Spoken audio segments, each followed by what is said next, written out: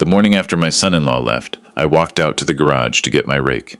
I stopped with my hand on the door handle, and I thought about what the old man at the gas station had said to me 3 days before. His exact words, the way he'd looked at me when he said them. "Don't move anything in that garage until after your son-in-law is gone."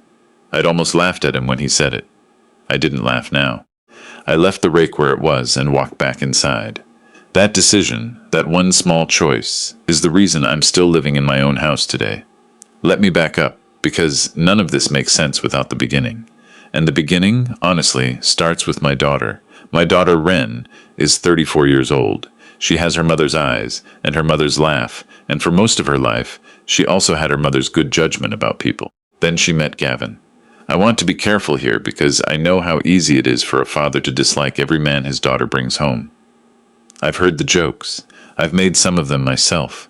But this wasn't that. This wasn't me being territorial or old-fashioned or unable to let go. This was something different. Gavin was 41 when Ren brought him to Thanksgiving the first time. He was handsome in the way that men who know they're handsome always are. A little too polished, a little too comfortable in every room. He'd grown up in Atlanta but moved to Raleigh for work, something in commercial real estate, and he talked about money the way some people talk about the weather. Constantly, casually, like it was just always there. My wife, Carolyn, passed in 2019, pancreatic cancer. 7 weeks from diagnosis to the end. After that, it was just me in the house on Sycamore Ridge Road. The house we'd bought in 1991, raised Ren and her brother in. The house with the garden Carolyn had planted along the south fence, and never stopped tending until she physically couldn't anymore. Ren started coming around more after her mother died. I was grateful for that. And then Gavin started coming with her, and I tried to be grateful for that too. I really did. But there were things. Small things at first. The way he'd look around my living room like he was pricing it. The way he'd mention offhand that houses in my neighborhood were really moving and that I was sitting on something valuable. The way he'd brought up twice in the first 6 months, that a man my age, living alone, might want to think about simplifying. I never said anything. Ren was happy. That was what I kept telling myself. Then in August of last year, Gavin told me he'd had some trouble with a real estate deal. Something about a partner who'd pulled out, a bridge loan that had come due faster than expected. He needed $60,000, just for 90 days. He'd pay me back with 4% interest. He showed me documents on his laptop, loan agreements, projected returns, something that had his name and several other names on official-looking letterhead. I'm 67 years old. I spent 31 years as a high school history teacher and then 12 years working for the county assessor's office. I'm not a wealthy man, but Carolyn and I had been careful. We had savings. I told Gavin I'd think about it.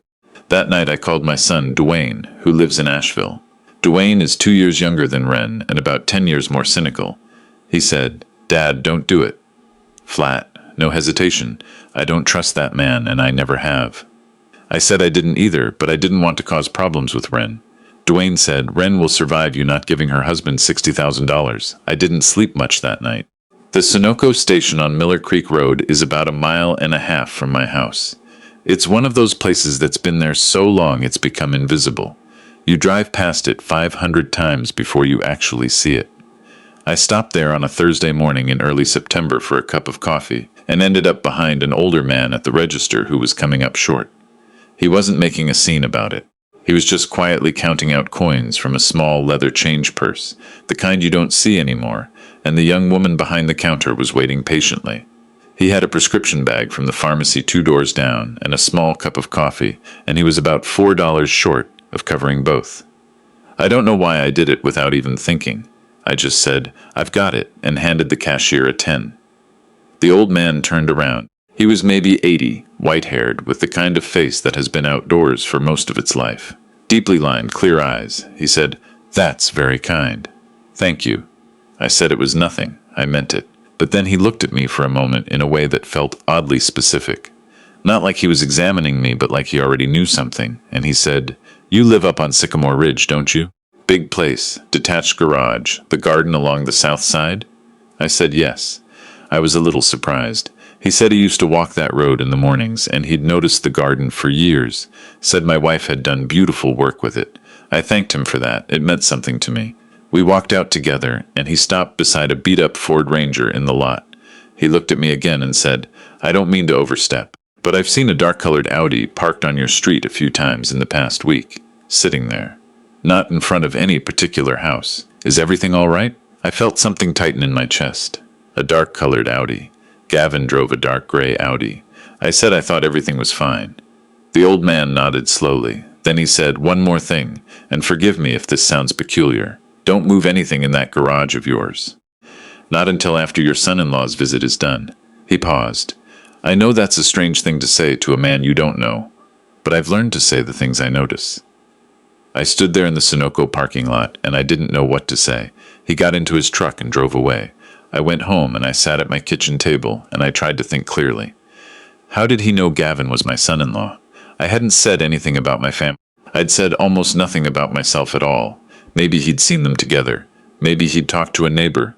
Maybe he just meant son-in-law generically, the way people say your people when they mean anyone connected to you. But the Audi. That part I couldn't explain away so easily. I called Dwayne again that night and told him about the encounter. He was quiet for a long moment, and then he said, "Dad, have you been out to the garage lately?" I hadn't. Not in several weeks. I'd had some trouble with my left knee over the summer.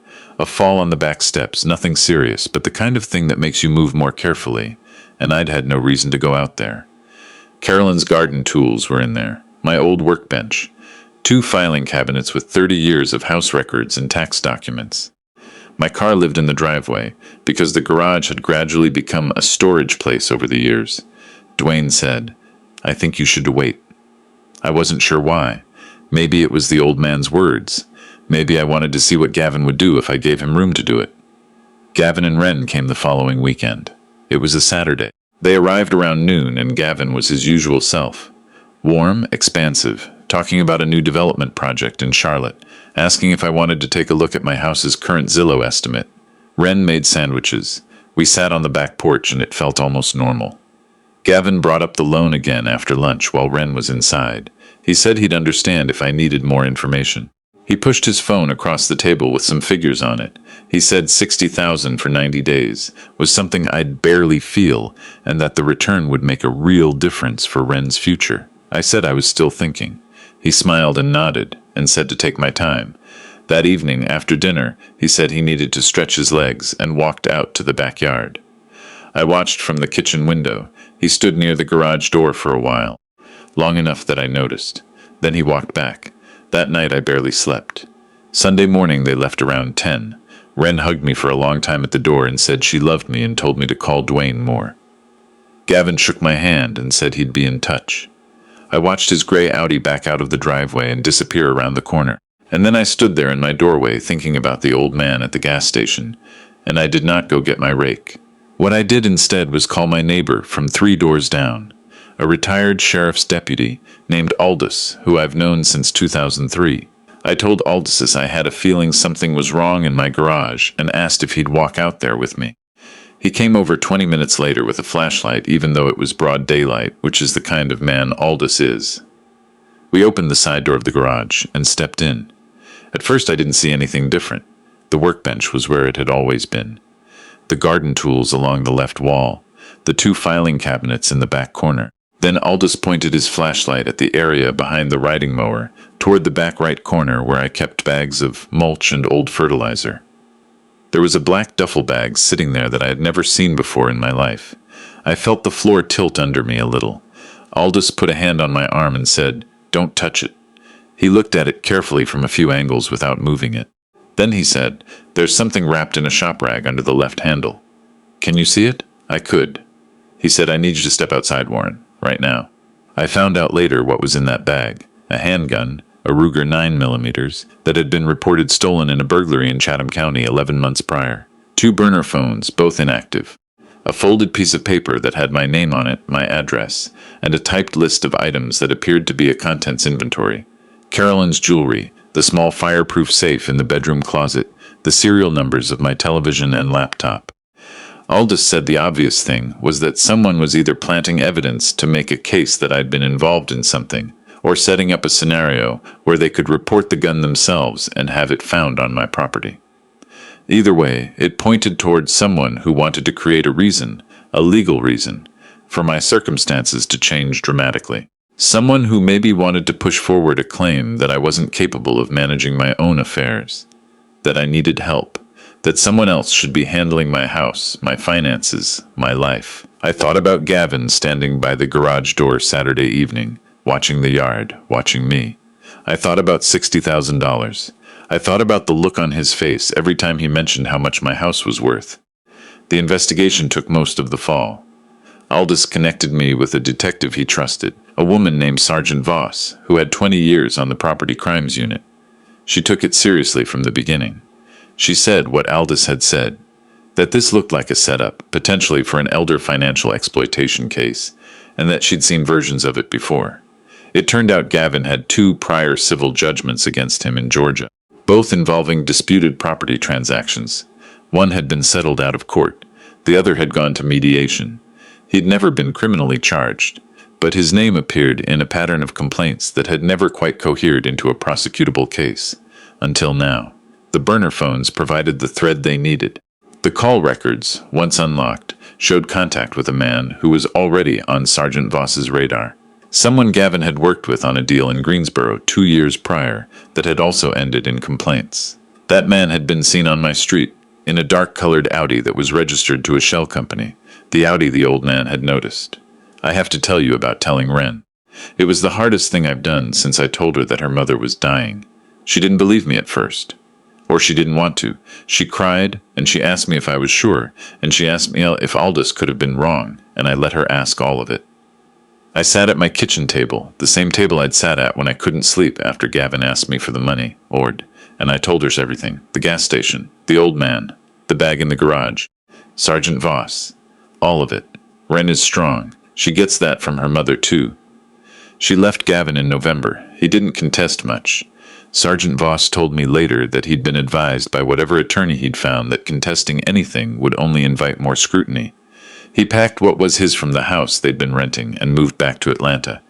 Wren moved into my guest room for 3 months while she got her feet under her. We ate dinner together every night. We watched old movies on the couch. We talked about her mother more than we had in years. It was hard, and it was also, I don't know how to say this exactly, it was also some of the best time we've had together as adults. I never got the old man's name. I went back to that Sunoco station 4 or 5 times hoping to run into him. The young woman at the register said she thought she knew who I meant. The older gentleman who came in sometimes on weekday mornings. But she didn't know his name or where he lived. He hadn't been in since September. I left my phone number with her in case he came back. He never did. I've thought about him many times since then. About what he knew and how he knew it. Whether he'd seen something specific. Maybe he'd watched Gavin go into the garage. Maybe he'd seen the other man. Or whether it was something more like instinct. The kind of pattern recognition that comes from living long enough to see how certain things tend to go. Maybe it doesn't matter. What matters is that he said something.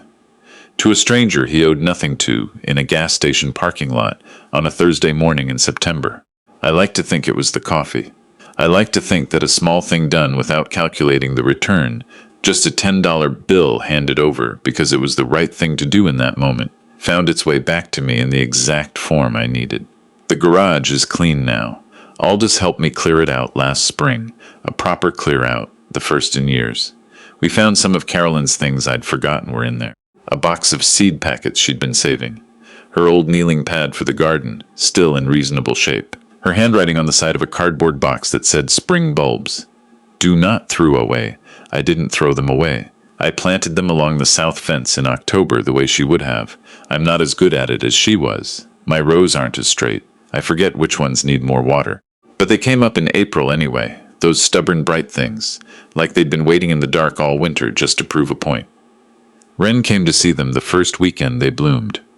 She stood by the fence for a long time without saying anything. Then she turned around and said, "Mom would have loved that you did this, Dad." I said I knew. I said I was trying to do better about noticing the small things, about not letting them pass without doing something, even if I didn't fully understand why. She took my arm and we walked back to the house, and the garden was alive behind us in the spring light, and for the first time in a long time, everything felt exactly like it was supposed to.